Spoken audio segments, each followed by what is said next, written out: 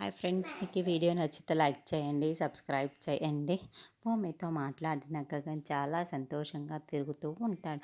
అప్పుడే శరత్చంద్ర గగన్కి ఎదురుగా వచ్చి అడ్డుగా నిల్చొని, ఏంట్రా నీ అత్తారింట్లో అయినట్టు ఇల్లంతా కూడా ఇలా కలియ తిరుగుతున్నావు అని కోపంతో రగిలిపోతూ అడుగుతూ ఉంటాడు.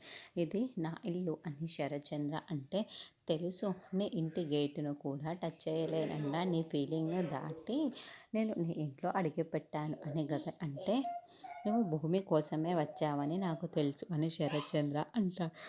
ఎస్, నేను భూమి కోసమే వచ్చాను. నువ్వు గుళ్ళో మా ఇద్దరిని విడదీశావు, నేను ఇంటి దాకా వచ్చాను.